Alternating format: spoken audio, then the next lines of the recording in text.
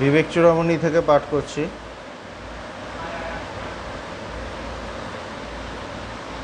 এখানে এই বইটা শঙ্করাচার্যের লেখা প্রকরণ গ্রন্থ এবং বইটার মাঝামাঝি দিকে আমরা এসে পৌঁছেছি। এখানে একদম তিনি বেদান্তের কথা বলছেন। এখানে ভক্তির কথা সেরকম পাওয়া যাবে না, এখানে পুরোপুরি বেদান্ত। এখানে কি বলছেন, এখানে শিষ্যকে গুরু উপদেশ দিচ্ছে, বেদান্তের উপদেশ।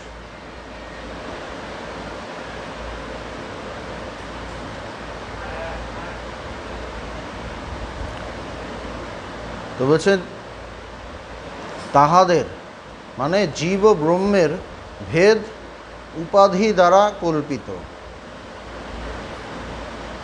আর এই উপাধি কিছু বাস্তব নয়। উপাধি কি তাহা শোনো।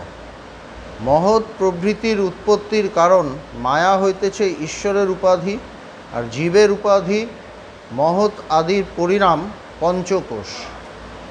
তো বলছেন যে আমরা সবাই সেই ব্রহ্ম।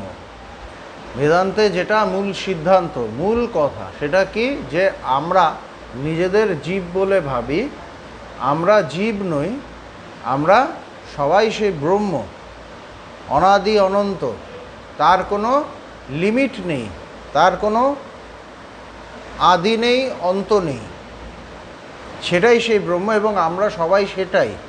কিন্তু আমরা বুঝি না কেন? আমরা মায়ার জন্য, আমাদের অজ্ঞানতার জন্য আমরা সেটা বুঝি না। এবং আমাদের কি হয়, আমরা প্রত্যেকেই এক একটা উপাধি নিয়ে থাকি। উপাধি মানে ডাক্তার, ইঞ্জিনিয়ার না, এই উপাধি নয়। আমরা যে জীব হয়েছি সেটাও একটা উপাধির জন্য, একটা উপাধির জন্যই আমরা জীব হয়েছি। তো বলছেন যে এই যে উপাধি, আবার যখন আমি জীব থাকি তখন আমি পুজো টুজো করি, বা আমি ঈশ্বর বলে আলাদা কোনো একটা সত্তাকে আমি ভাবি যে ঈশ্বর বলে কিছু আছেন, আমি তাকে পুজো করি। কয়েকদিন পরে কালী পুজো আসছে, আমি তার কৃপা চাই, আমি তার থেকে অনেক কিছু চাই। তো যখনই আমি জীব হচ্ছি তখনই আমার একজন ঈশ্বর দরকার, যিনি সর্বশক্তিমান, যিনি সর্বজ্ঞ, যিনি সব জায়গায় যেতে পারেন, সেরকম আমার একজন ঈশ্বর চাই। এবার বলছেন জীব আর ঈশ্বরের মধ্যে বেদান্তের অ্যাঙ্গেল থেকে, বেদান্তের দৃষ্টিকোণ থেকে জীব কোনটা আর ঈশ্বর কি, সেটা নিয়ে বেদান্ত কি বলছে, এটা একটা ব্যাপার। বলছেন যে দুজনের মধ্যেই উপাধি আছে, জীবের মধ্যেও একটা উপাধি আছে, একটা উপাধি নিয়েই জীব হয়েছে। আবার ঈশ্বর যে, তিনিও একটা উপাধি নিয়েই তিনি ঈশ্বর হয়েছেন। দুজনেই যদি দুটো উপাধিকেই যদি সরিয়ে দেওয়া হয় তাহলে দেখা যাবে মানে দুজনই সেই ব্রহ্মই। তাহলে দুজনেই ব্রহ্ম, জীবও ব্রহ্ম, ঈশ্বরও ব্রহ্ম। এবার তফাৎটা কিসে হচ্ছে? উপাধিতে হয়ে যাচ্ছে। এবার উপাধি কি, এটাই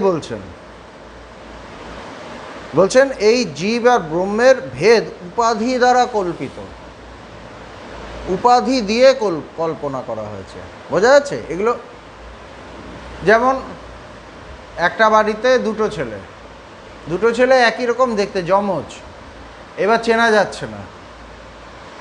যাচ্ছে না, তখন কি করা হলো, দুরকম কাপড় কেনা হলো, একজনকে নীল শার্ট পরানো হলো, একজনকে লাল শার্ট পরানো হলো, হয়তো নামও দেওয়া হলো নীল আর লাল। যেমন স্বামীজির এক আত্মীয় আছে, হ্যাঁ, দুটো মেয়ে, দুটোর নাম নীল আর লাল। তো ওইটা দিয়ে চেনা হচ্ছে, না হলে দুজন একদম পুরো একরকম দেখতে, হুবহু। তো সেরকমভাবেই এই উপাধিতে ভেদ হচ্ছে। যেই কাপড় মানে শার্টটা খুলে নেওয়া হলো তখন আবার চেনা যাচ্ছে না কোনটা কে, সবাই কনফিউজড হয়ে যাচ্ছে। তো যেই উপাধিটা তুলে নেওয়া হচ্ছে তখন কিন্তু জীব আর ব্রহ্ম একাকার হয়ে যায়, জীব ঈশ্বর একাকার হয়ে যাচ্ছে, দুজনই ব্রহ্ম হয়ে যাচ্ছে। বোঝা গেল? তো সেখানেই বলছেন যে এই ভেদ উপাধি দ্বারা কল্পিত, এই যে ভেদটা, এই যে আলাদা, এটা একটা কল্পনা, এটা বাস্তব নয়। জীব আর ঈশ্বরের যে ভেদ, এটা একটা কল্পনা, দুজনেই ব্রহ্ম। আর এই উপাধি কিছু বাস্তব নয়। উপাধি কি তাহা শোনো, মহৎ প্রভৃতির উৎপত্তির কারণ মায়া হইতেছে ঈশ্বরের উপাধি, আর জীবের উপাধি মহৎ আদির পরিণাম পঞ্চকোষ। বলছে মায়া হলো ঈশ্বরের উপাধি। ঈশ্বরও তো একটা উপাধি, উপাধি হয়ে তিনি মানে তিনি ঈশ্বর হয়েছেন। তো ঈশ্বরের উপাধি কোনটা? বলছে মায়া। জীবের উপাধি কি? বলছে পঞ্চকোষ। এই যে 5টা কোষ বলা হয় যে ব্রহ্ম, আমরা সবাই সেই ব্রহ্ম, কিন্তু 5টা কোষে ঢাকা, 5টা কোষে ঢাকা, 5টা খোসার মধ্যে সেই ব্রহ্ম আছে। কি কি? বলছে অন্নময় কোষ, তারপর প্রাণময় কোষ, মনোময় কোষ, বিজ্ঞানময় কোষ এবং আনন্দময় কোষ। এই যে 5টা কোষ, এর ভেতরে সেই ব্রহ্ম বস্তুটি আছে। কিন্তু যখনই ওই ওপরে জামা পরিয়ে দেওয়া হচ্ছে, ধরুন একজনের ওপর 5টা জামা পরিয়ে দেওয়া হলো, সেরকমই। যেমন খুব শীতকাল পড়লে হয় না, গেঞ্জি পরছি, তারপর একটা পাঞ্জাবি পরলাম, তারপর না ভেতরে একটা ইনার পরলাম, একটা পাঞ্জাবি পরলাম, তারপর হাফ সোয়েটার পরলাম, তারপর ফুল সোয়েটার পরলাম, বা হাফ সোয়েটার পরলাম তারপর জ্যাকেট পরলাম, খুব ঠান্ডা।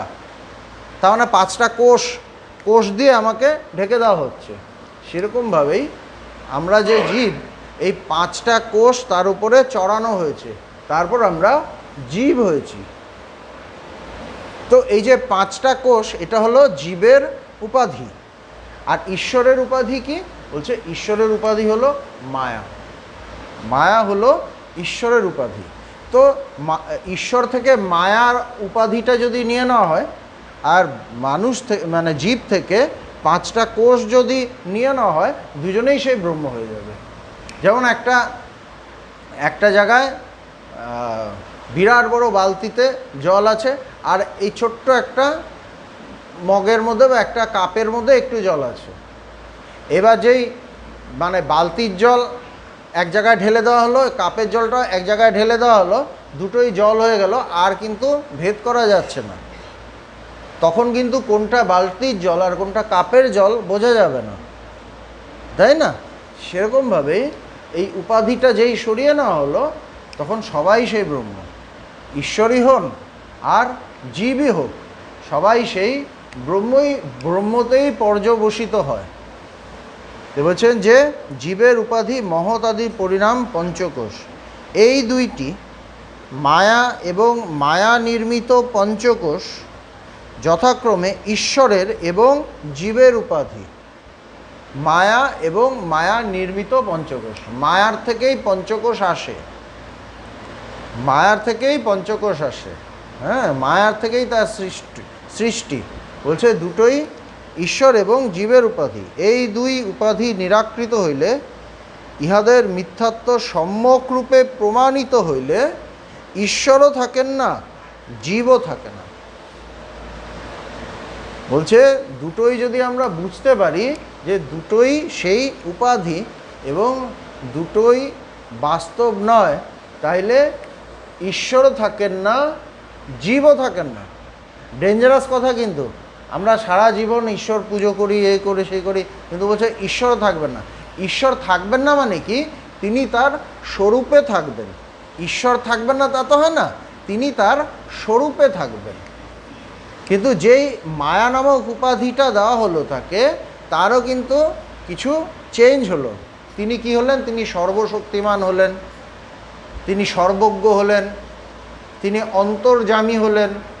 ব্রহ্মের অন্তর্যামী হওয়ার তো দরকারই নেই, ব্রহ্মের সর্বশক্তিমান হওয়ারও দরকার নেই। সর্বশক্তিমান মানে তার সবথেকে বেশি ভীষণ শক্তি, সমস্ত শক্তি তার।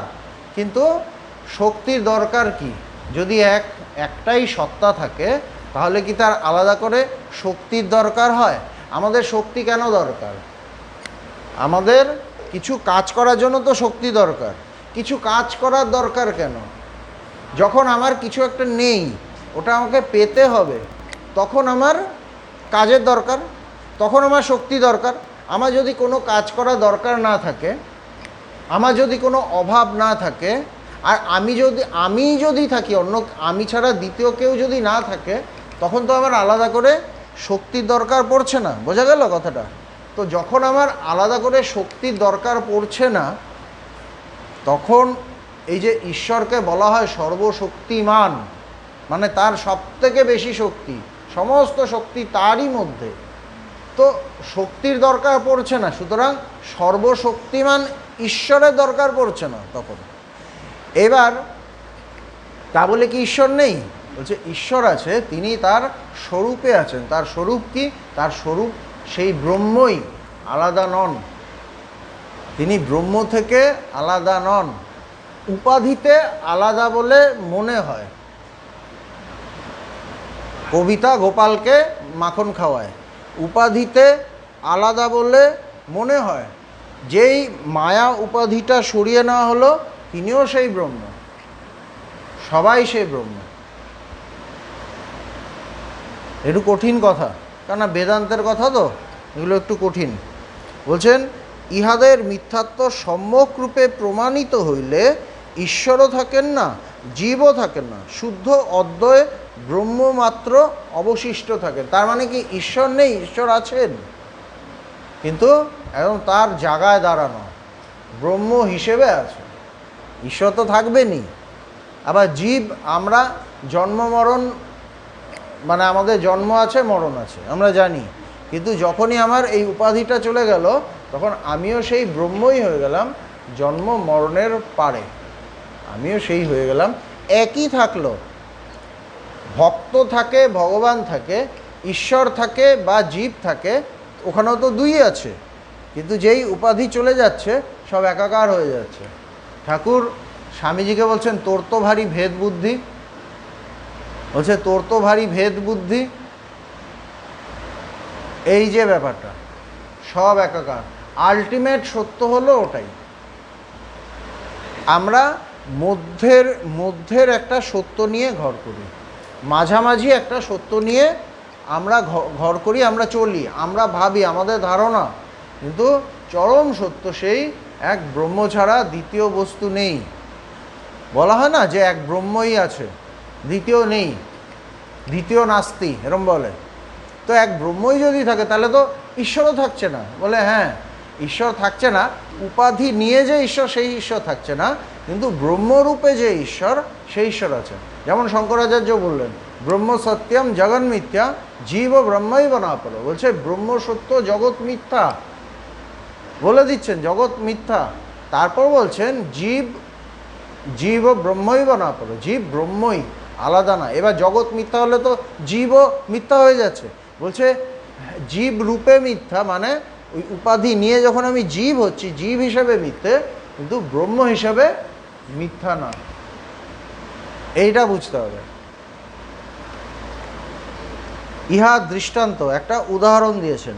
কোনো ব্যক্তির রাজ্য থাকিলে তাকে রাজা বলা হয়, তাই তো? একজনকে বলা হচ্ছে রাজা, বা একজনকে বলা হচ্ছে প্রধানমন্ত্রী, রাজা বলা হয়। সেই ব্যক্তি শস্ত্র ধারণ করিয়া যুদ্ধ করিলে তাহাকে যোদ্ধা বলা হয়।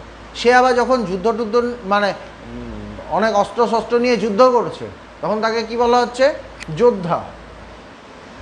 কিন্তু তাহার রাজ্য বা শস্ত্র কোনোটা না থাকিলে, তার থেকে যদি রাজ্য নিয়ে নেওয়া হয়, বা তার হাত থেকে যদি অস্ত্রশস্ত্র নিয়ে নেওয়া হয়, তখন কি হয়?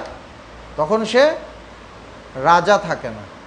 কেননা রাজার তো রাজ্যটাই তার, সে যে রাজা সেই হিসাবে প্রমাণ, রাজ্যটাই নেই, তাহলে আর রাজা কিসের? তাই না? আবার তার হাত থেকে যদি অস্ত্রশস্ত্র নিয়ে নেওয়া হয়, তখন তাকে যোদ্ধাও বলা যাবে না।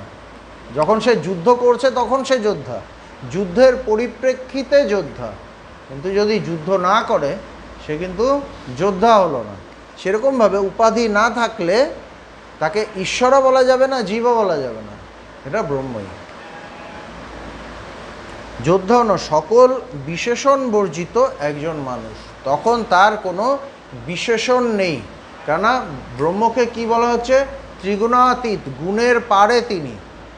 তো তিনি গুণের পারে, তার কোনো বিশেষণ নেই, সেটাই তিনি। মায়ারূপ উপাধির আশ্রয়ে ঈশ্বর সর্বজ্ঞ, শক্তিমান ইত্যাদি রূপে প্রতীয়মান হন। এই যে বললাম, মায়ারূপ উপাধির আশ্রয়ে, যখন মায়ারূপ উপাধিটা তার উপর চাপিয়ে দেওয়া হলো, ব্রহ্মের উপর যখন মায়া উপাধিটা চাপিয়ে দেওয়া হচ্ছে, তখন ব্রহ্ম কি হচ্ছেন? তখন তিনি ঈশ্বর হয়ে যাচ্ছেন। এবং ঈশ্বর যখন হয়ে যাচ্ছেন, তখন তার কি হচ্ছে?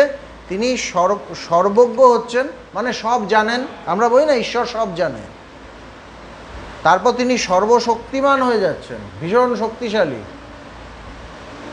তাই না? সব জানার দরকার কি? এক ব্রহ্মই আছে, যদি ব্রহ্ম ছাড়া যদি দ্বিতীয় কিছু না থাকে, তখন আলাদা করে সব জানা তো, সব বলে তো কিছু নেই, একটাই তো আছে। একটাই যদি থাকে, তখন তো আর সর্বজ্ঞ বলা যায় না। সর্বজ্ঞ কখন বলা যাবে? যখন সব আছে, তখন তো সর্বজ্ঞ। কিন্তু সবই যদি না থাকে, যদি একই থাকে, তখন তো সর্বজ্ঞ বলা যাবে না। কিন্তু কখন হচ্ছে? যখন তিনি ঈশ্বর হচ্ছেন। তিনি ঈশ্বর হচ্ছেন, এদিকে জীব জগৎ হচ্ছে, এই বহু সৃষ্টি হচ্ছে, যেন সৃষ্টি হচ্ছে, সব তৈরি হয়ে যাচ্ছে, তখন সব আছে, তখন ঈশ্বর সব জানেন, সর্বজ্ঞ। উপাধির পরিপ্রেক্ষিতে তিনি সর্বজ্ঞ। কি কোন উপাধি? মায়া উপাধি। আবার যখন কোনো উপাধি নেই, তখন তার সব জানা দরকার নেই। আবার মানে যখন সব আছে, তখন তার শক্তির দরকার আছে। তখন ভক্তরা তাকে ডাকছে, হে প্রভু আমাকে বাঁচাও, আমার এটা নেই, আমার ওটা নেই। ঈশ্বর তাকে কৃপা করছেন, তাকে শক্তি প্রদান করছেন। রবীন্দ্রনাথ গান লিখছেন, বিপদে আমি যেন, মানে যখন আমার বিপদ হবে, তুমি আমাকে শক্তি দিও, আমি যেন সেটাকে সামনাসামনি হতে পারি, তার মুখোমুখি হতে পারি, ফেস করতে পারি, তাই না? সুতরাং যখন একই আছে, তখন শক্তি দরকার নেই। বোঝা যাচ্ছে? কথাগুলো কিন্তু একটু কঠিন। যখন এক আছে, তখন কিন্তু শক্তির দরকার নেই। তখন শক্তি কেন? যখন বহু আছে, তখন শক্তি। আমি দুর্বল, শরীরে দুর্বল, হ্যাঁ, আমি কিছু কাজ করতে পারছি না, আমি উঠতে পারছি না, চলতে পারছি না। কিন্তু আমি যদি টোটাল সব হয়ে যাই, আমি কোথায় যাব, কোথায় কি করব, আমার কোনো কিছু করার তো দরকার নেই, করার নেইও, করার দরকারও নেই, একাকার হয়ে আছি, তখন কিসের শক্তি দরকার? সুতরাং এই সর্বশক্তিমান বা সর্বজ্ঞ, অন্তর্যামী, অন্তরকে যিনি জানেন, যখন এত আছে, বহু আছে, তাদের অন্তরে তিনি প্রকাশিত হয়ে সবাইকে জানেন। কিন্তু 1000 জন যদি না থাকে, একই থাকে, আলাদা করে অন্তর্বাহির যদি না থাকে, ভেতর বাইরে যদি না থাকে, অন্তরে থাকারও তো আলাদা করে, তাহলে আর অন্তরে কোথায় থাকবেন তিনি? তিনি তো বাইরেও, তিনি অন্তরও একই তো। সুতরাং অন্তরকে জানারও তারা দরকার নেই। সুতরাং এই যে কথাগুলো, এগুলো ঈশ্বরের সংজ্ঞা। তিনি সর্বজ্ঞ, তিনি সর্বশক্তিমান, তিনি অন্তর্যামী। কিন্তু উপাধিটা যেই সরে গেল, তিনিও যা, জীবও তাই, সব এক, সব ব্রহ্ম। মায়ারূপ উপাধির আশ্রয়ে ঈশ্বর সর্বজ্ঞ, শক্তিমান ইত্যাদি রূপে প্রতীয়মান হন। কথাগুলো দেখতে হবে। মায়ারূপ উপাধি যখন আসছে, তখন ঈশ্বরকে এইভাবে দেখা যাচ্ছে। আর পঞ্চকোষের আবরণে আবদ্ধ জীব নিজেকে দিনহীন, দুঃখী মনে করে। আর জীবের ক্ষেত্রে কি? আমাদের তো 5টা কোষ, পঞ্চকোষের আবরণে আমরা ঢুকে বসে আছি, বদ্ধ হয়ে আমি নিজেকে সাধারণ মনে করছি, একদম নিম্ন মনে করছি, আমি খুব দুঃখী মনে করছি। কেননা আমার তো এটা নাই, ওটা নাই, অনেক কিছু নেই, আমার তো বহু কিছু লাগে। আমি কতটা পেয়েছি? যতটা চেয়েছি, 100% যদি চাই, তার 1% হয়তো পেয়েছি, বাকি 99% আমি পাইনি। সুতরাং আমার অনেক কিছু লাগে। বোঝা যাচ্ছে কথাটা? আমার অনেক কিছু চাই, সেই জন্য আমি দুঃখী। কেন এটা পাইনি ওটা পাইনি। মানুষকে যদি জিজ্ঞেস করে আপনি কেমন আছেন আলাদা করে, তখন কিন্তু সে তার ভেতরের কথা বলে দেবে যে না আমার হয়তো লোকের সামনে দেখাচ্ছে সে খুব ভালো আছে, কিন্তু দেখা যাচ্ছে সে ভালো নেই। তার ছেলে তার কথা শোনে না, মেয়ে কথা শোনে না, তার বন্ধুরা তাকে তার সাথে বেইমানি করেছে, এই করেছে সেই করেছে, বাবা মা হয়তো পছন্দ করে না। মানে প্রতিটা মানুষের দুঃখ আছে অনেক রকম, অপ্রাপ্তি আছে। কেন অপ্রাপ্তি আছে? যেহেতু উপাধি মধ্যে সে আবদ্ধ, ওই পঞ্চকোষের মধ্যে সে আবদ্ধ, সে নিজেকে একটা জড় একটা শরীর বলে মনে করছে বা মন বলে মনে করছে। সুতরাং যখনই সে নিজেকে সীমিত বলে ভাবছে, তখনই তার অনেক কিছু দরকার হচ্ছে, তখনই তার ভেতরে দুঃখ আসছে, তখনই অপ্রাপ্তি আসছে। তো সেটাই বলছেন যে আবরণে আবদ্ধ জীব নিজেকে দিনহীন দুঃখী মনে করে।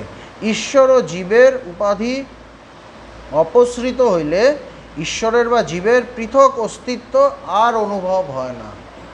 উপাধি সরে গেলে ঈশ্বরেরও আলাদা করে অস্তিত্ব অনুভব হচ্ছে না, মারাত্মক কথা। আবার জীবেরও আলাদা করে কোনো উপাধি মানে কোনো অস্তিত্ব অনুভব হচ্ছে না। তখন এক অদ্বিতীয় নির্বিশেষ ব্রহ্ম অবশিষ্ট থাকেন। ভীষণ সায়েন্টিফিক কথা, যুক্তিসম্মত কথা। এই জন্য স্বামীজি বলেছিলেন Vedanta is the future religion, ভবিষ্যতে ধর্ম এই বেদান্ত। কেন? এর মধ্যে পুরো যুক্তি আছে, একদম সব ব্যাখ্যা করা আছে সুন্দরভাবে।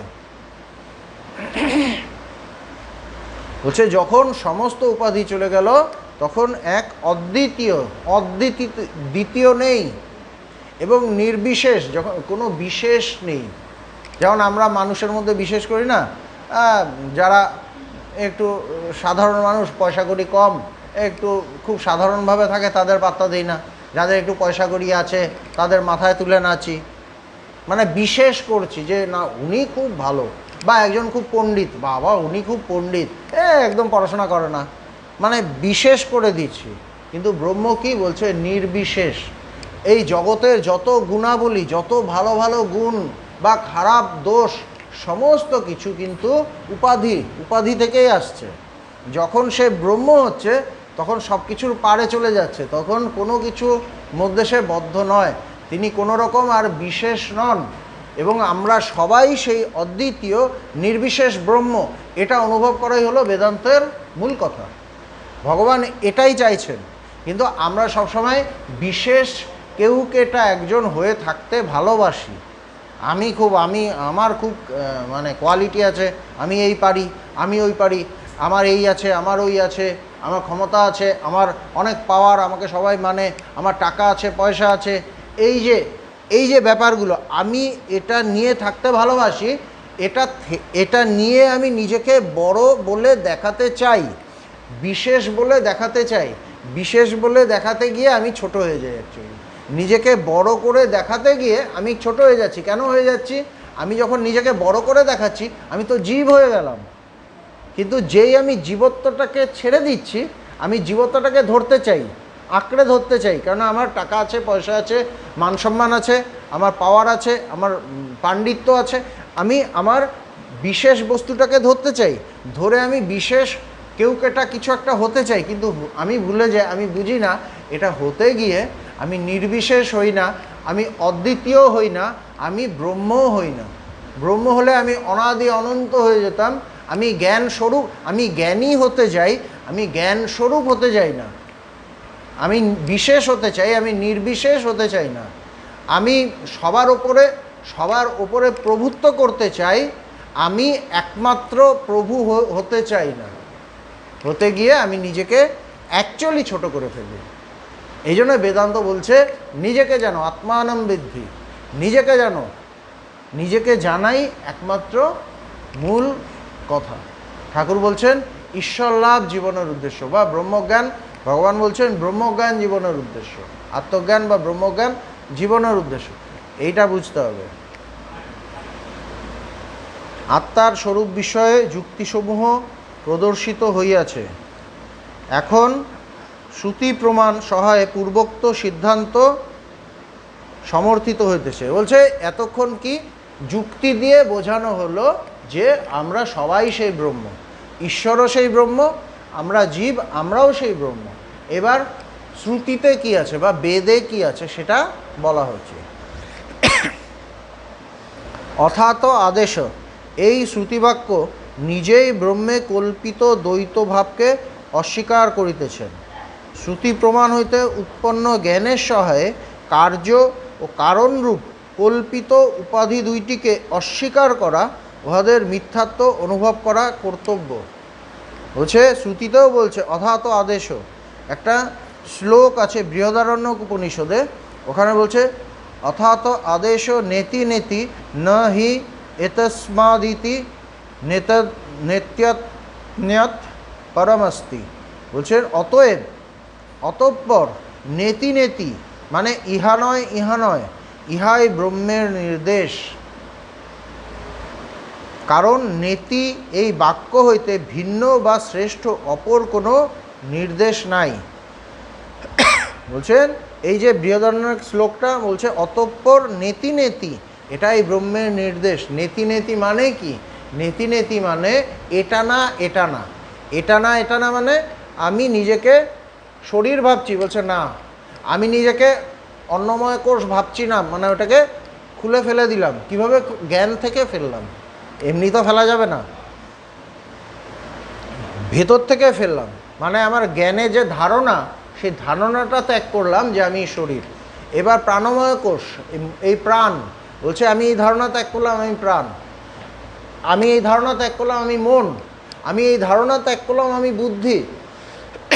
তারপর আমি আনন্দ, মানে আমার আনন্দ হচ্ছে, মানে ওটা একদম লাস্ট কোষ, একদম শেষের কোষ। বলছে ওইটাও আমি ত্যাগ করলাম। ওই জায়গাটাতে অজ্ঞান থাকে, অজ্ঞানের জায়গা, ওখানেই অজ্ঞানের মূল জায়গা। হ্যাঁ, এই যে মায়া বা অজ্ঞান বলছে ওই জায়গাটাই, ওই আনন্দময় কোষ, সেটাও যখন ত্যাগ করলাম, সমস্ত কিছু যেই আমি ছুঁড়ে ফেললাম আমার ধারণা থেকে, আমার বুদ্ধি থেকে, তখন কি হলাম? আমি ব্রহ্ম বলে মানে আমার কাছে পরিষ্কার হয়ে গেল।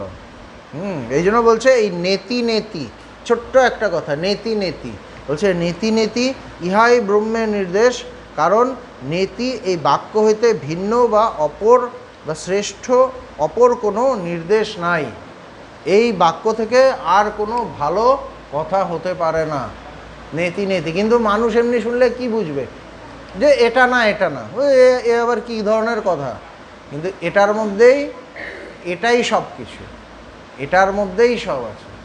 তো এইভাবে ভেতর থেকে, আমাদের ধারণা থেকে, আমাদের বুদ্ধি থেকে আস্তে আস্তে সব শিকড়গুলো, অজ্ঞানের শিকড় উপড়ে ফেলতে হবে। উপড়ে ফেললে তখন আমার কাছে আমার স্বরূপ পরিষ্কার হবে এবং আমি দেখব আমি একই আছে, এক ছাড়া দ্বিতীয় নেই, এবং আলাদা করে ঈশ্বর কিছু নেই, সব এক ব্রহ্মই, এবং সেটাই সেই চরম অবস্থা।